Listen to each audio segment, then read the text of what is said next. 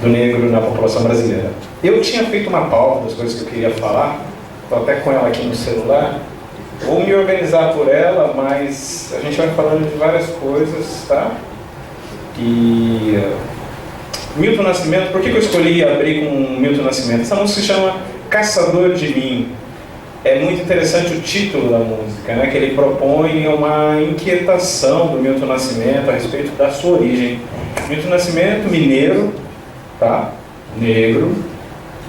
Assim, um negro retinto. Eu não sei das pessoas que conhecem ou não conhecem o Milton Nascimento. Uma carreira fantástica, um grande compositor, um grande músico.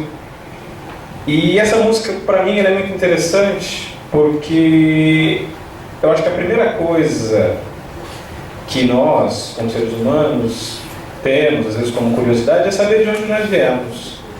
Quem são os nossos antepassados? Eu acho que muitos de nós já fizemos essa pergunta. E essa busca por saber as nossas origens, que me norteou por muito tempo, e até essa semana agora, que eu estava em casa com os meus pais, falando de vir para cá e conversar e tal. E aí comecei a conversar com meus pais, e é uma coisa que eu vou propor para todos vocês. Terminou o evento hoje, durante a semana, tente conversar com seus pais para saber um pouco da origem. Ah, eu sei dos meus avós, e os bisavós? E os tataravós? E antes dos tataravós? Né? Porque aí acontece uma coisa muito curiosa, sobretudo com a população negra. Aqui, gente, nós estamos conversando com uma população, e aqui a grande discussão no Brasil, que é muito complexa, que é a questão da diversidade. O Brasil tem uma mestiçagem muito grande. Então fica muito difícil as pessoas falarem: eu sou negro, eu sou branco, eu sou pardo, eu sou mestiço. Algumas expressões já não são mais aceitas, né? Como mulato. Mesmo o pardo, né? Eu fui registrado como pardo, Leandro. Olha que tristeza. Que cor é essa, né? O que a gente faz com essa cor? Enfim. Né? Mas hoje, na militância, na discussão dos grupos, algumas expressões já não são mais usadas, né? Então algumas pessoas se identificam como negros, outros nem tanto, mas o exercício continua mesmo. E aí o que acontece quando eu fui conversar com os meus pais sobre a origem, a conversa vai muito bem. Ah não, porque eu lembro da minha avó, claro.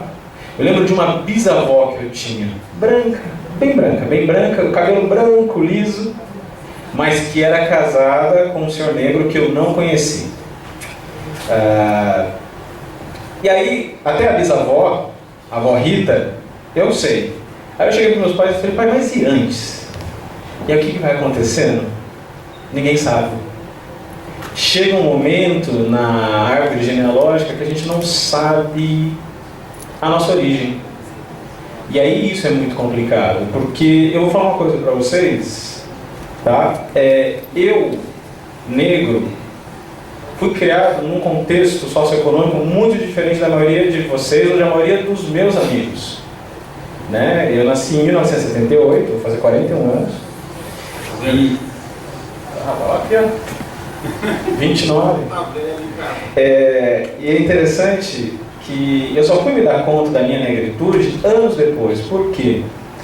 Minha mãe, professora formada, meu pai era ferramenteiro, sou de São José dos Campos, uma cidade industrial. Meu pai trabalhava na Johnson, trabalhou 30 anos na Johnson. Minha mãe era professora na rede municipal da cidade. Então a gente tinha uma condição, como temos ainda, socioeconômica diferente da maioria dos negros do Brasil. Né?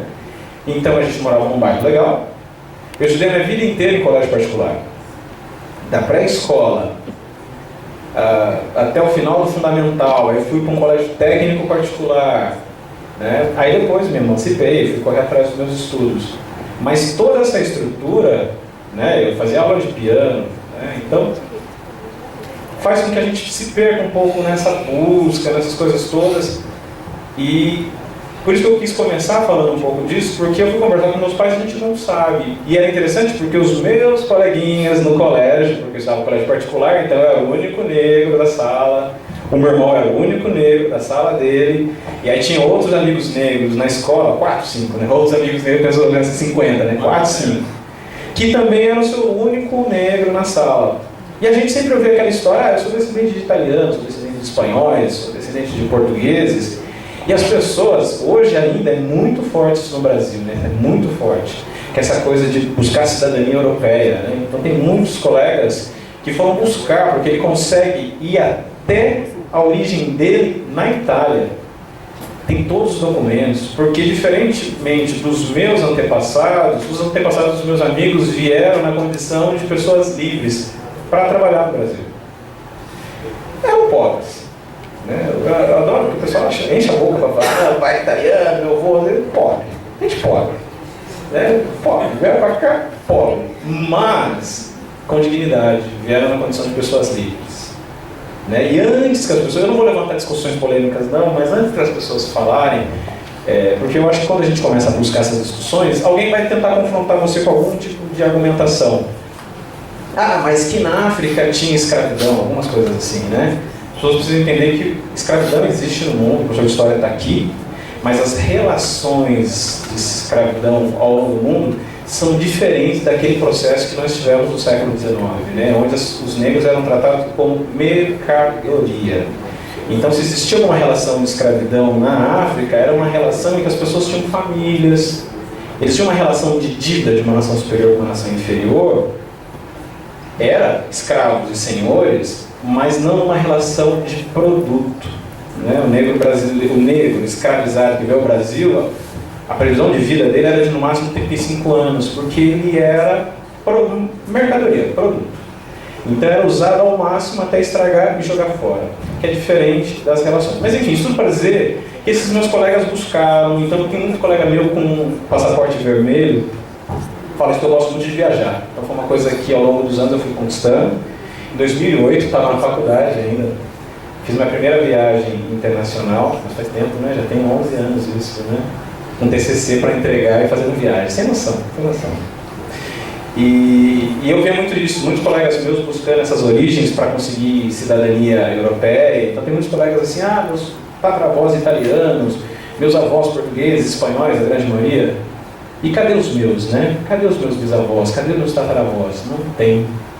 Então você vai andando na história e aí chega um momento que cai na senzala e aquilo simplesmente se apaga.